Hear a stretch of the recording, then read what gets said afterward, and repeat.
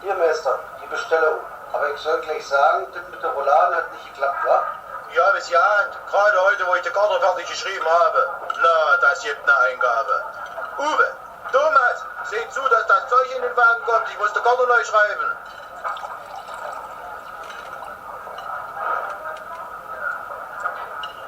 Na, was darf es bei Ihnen sein?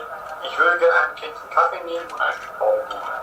Na freilich, ein Kännchen Kaffee und ein Stück Oh, Baumkuchen. warum denn Kommt jetzt sofort. schon wieder? So, bitteschön, Ihr Kännchen Kaffee und Ihr Baumkuchen. Kann sonst noch was sein?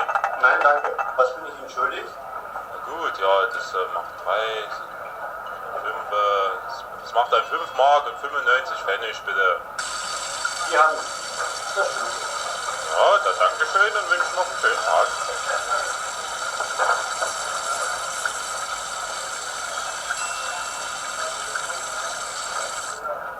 Guten Tag, was darf denn bei Ihnen sein? Ich würde das Rührei mit Schinken nehmen. Meine Gattin die Gulaschsuppe. Dazu ein Pilz und für die Dame ein Wasser. Thomas, einmal das Rührei, einmal die Suppe. Kommt sofort. So, Vorsicht, einmal das Bier für den Herrn und das Wasser für die Dame. Das Essen kommt gleich. Tag, Genosse Bulettenschmidt.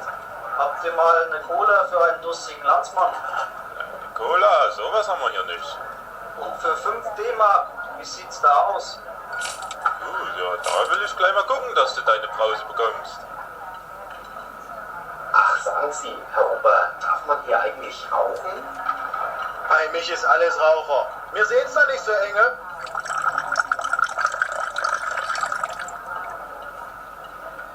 Na, mit den Kartoffeln ist nicht weit her.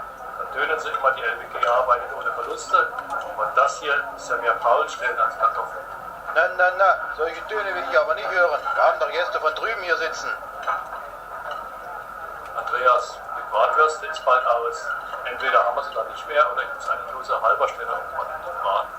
Naja, rüber zu sollten wir schon noch was bieten. Also halte mal die Dosen bereit.